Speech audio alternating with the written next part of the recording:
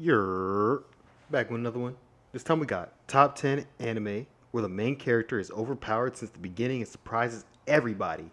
Title definitely gonna be shortened because this is a long title, bro. That's a long title. Make sure y'all like their video, sub to their channel, like to this video, sub to my channel. And we got it's by Anime Sensei. Also, it's pretty funny to me how one of my videos uploaded about 30 something minutes ago. That's not even the right one. There's another one that uploaded probably about 5 minutes ago. Somebody already clicked the video, disliked it, but like it's crazy because that helps me out. Just the fact that you click in the video within like 5 minutes of it being watched. So thank you, guy. Thank you. I appreciate that. So yeah, for you non-trolls out there who are smart, Welcome to the Anime Sensei channel. Today's video will cover the overpowered main characters who take everyone by surprise with their overwhelming strength and latent potential. It's going to be an interesting list. Now, please note that these aren't arranged in any specific order. They'll be coming at you randomly. Well then, shall we begin? Let's see what we've got. And let it be known, I don't take any of the dislikes seriously unless you actually comment with it, because that's how I know what to improve on. If you don't, let me know what to improve on. You're not doing shit.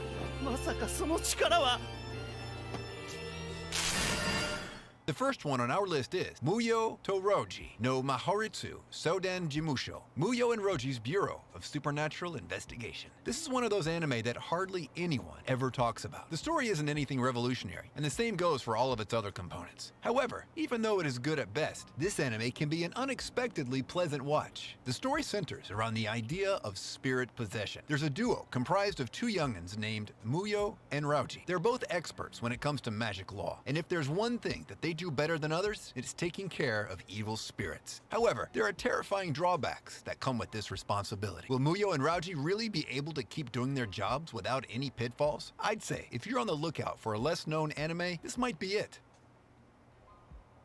Peter Grill, Tokinja no Jiken. Peter Grill and the Philosopher's Time. Now guys, this is an ecchi.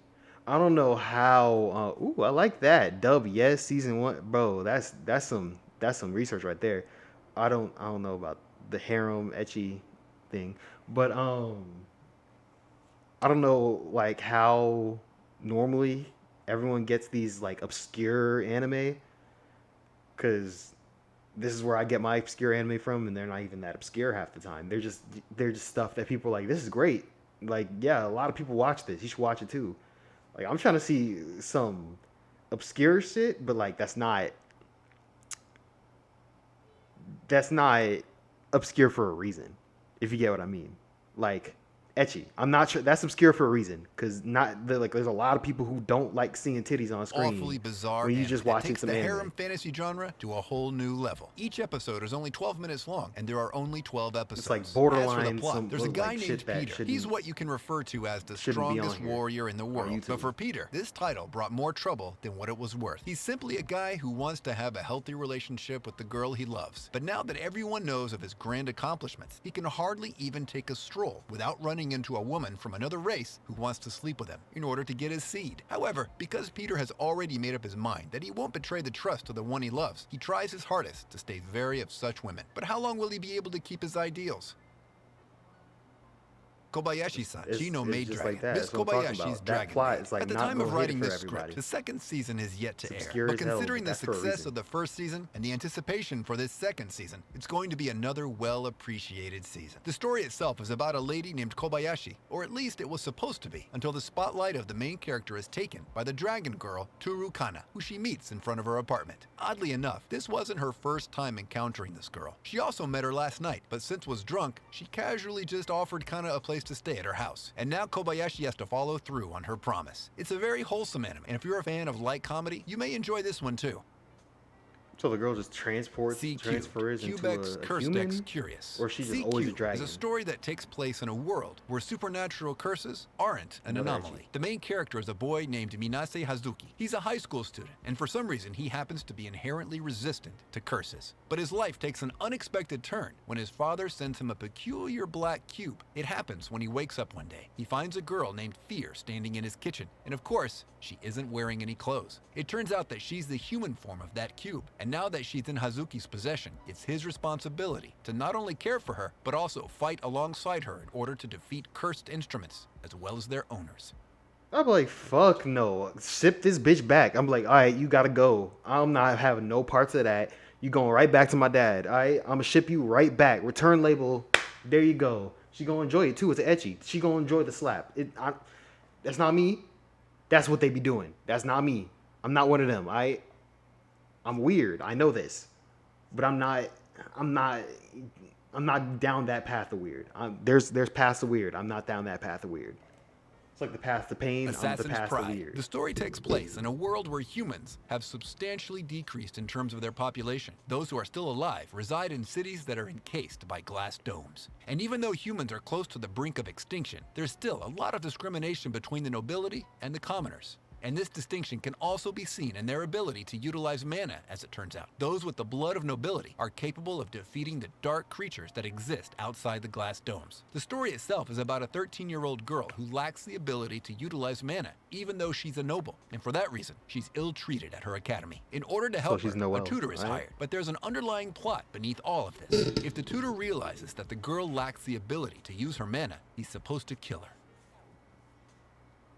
That's what I was talking about. Obscure anime. That's it's just the fantasy type shit. Like people are gonna go mess with that. I gotta see what it was called again. Oh, that was too. Assassin's Pride. Bet. Say less. Beneath all of this, if the tutor realizes that the girl lacks the ability to Shinchou Yusha, Kono Yusha ga ore tu ekuse, ni Shinchou Sugiru. Cautious hero. The hero is overpowered, but overly cautious. The main character of this anime practically embodies the popular phrase, you can never be too cautious. If something requires him to prepare, he'll do so rigorously, all the while imagining the worst scenario possible. He'll do whatever he can and go even further beyond in terms of being careful. He'll never stop at anything unless he's prepared more than enough. That's the protagonist, Seiya, for you. He's summoned by Restarte to save a world that's on the brink of destruction. From there on out, Seiya takes every precaution possible. He trains himself to an extraordinary level, always expecting the unexpected. He makes sure that he's prepared absolutely 100%. I'd say this is one of those refreshing anime that laughs in the face of overused tropes. Not very serious, but very entertaining. 2. Bian Ying Shongleaf, To Be Heroine. This one is actually a sequel to the anime called To Be Hero, but due to the independent nature of the story, it also works well as a standalone. It begins with the heroine, Hanaya Futaba. She's been living an ordinary life up to now, but then the story happens and she unexpectedly ends up in another dimension. Now here's where it gets interesting. The one who summoned her is an 8-year-old boy, and what he wants is for her to fight the assassins that the other baby bosses send after him. Does this plot sound crazy enough for you? So I should mention, this isn't just what this anime is all about. There's also a lot more, as you'll find out once you start watching. It's a surprisingly well done anime. Only 7 episodes long, yet well worth it. Oh, I'm gonna definitely watch this. What was this called Togainu again? no Chi, So I got Blood Assassin's of the Reprimanded Pride Dog. The and To story Be takes Heroine. place in Cool. a world that has been completely ruined by the Third World War. An organization takes control of Tokyo and renames it Toshima. Now, in this city of Toshima, there are battle games that are held in the back alleys. These games are referred to as Igura, and they're overseen by this very organization. Many combatants fight for blood in this game, just so they can earn the ticket to go up against the tournament's king. However, there is another tournament like Igura, but this one is relatively less gruesome, in the sense that it doesn't allow the participants to kill each other, and the use of weapons is also prohibited. The main character, Akira, is practically undefeatable at this game, but he ends up having to participate in Igura after getting convicted of murder in this other tournament. Damn. Seiken no Blacksmith, the Sacred Blacksmith. This story takes place in a world where there is another tournament like Igura. I'm getting a lot There of is stuff. another tournament like Igura, but this one is I gotta see what this takes was control of called. Tokyo and No renames dub? it Damn, Toshima. that's a shame. Now, in this city of I still might Toshima, watch there it. are battle games, I still might watch but he it. ends up having to participate in Igura after the tournament. Seiken no Blacksmith, the Sacred Blacksmith. This story takes place in a world where a war forced the surviving nations to establish peace by using new laws and order. One of these changes was the restriction on the use of demon contracts. Now, 45 years after the war, there's a girl named Cecily who is passionate enough to pursue the noble purpose of protecting the locals with the sword she inherited from her father. Lucky for her, the first encounter with a bad guy comes sooner than later. She comes in to save everyone, but her sword gets broken and she has to suffer a loss. Fortunately, someone actually skilled comes along and saves the day. But what will Cecily do now that she's lost her important sword? And who was this person that came in to save her? Mahou Sensou, That sounds Magical cool. Warfare. This anime follows the story of a boy named You know, I was expecting more mainstream things. So this is a good surprise. I kind of like this, you know? Takeshi. He's living a normal life until one day he comes across a strange, unconscious girl as he's on his way to kendo practice. He doesn't want her just lying in the open, so he takes care of her. But when she wakes up, she decides to turn Takeshi into a magic user. From there on out, Takeshi gradually realizes that there have always been magic users who have been peacefully coexisting with the normal humans. He ends up enrolling in a magic school, and now, together with his new friends, he has no choice but to get stronger in order to prepare for the upcoming crisis.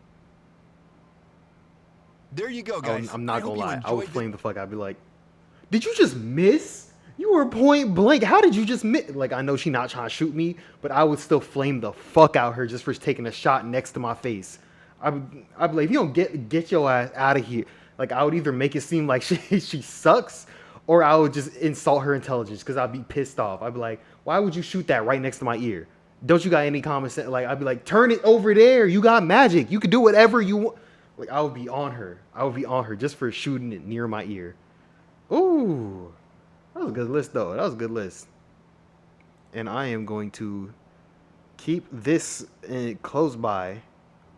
Somehow I got to screenshot this because that's all the... Yeah, right there. I'm glad I didn't check the comments. Like, I definitely want to see Assassin's Pride.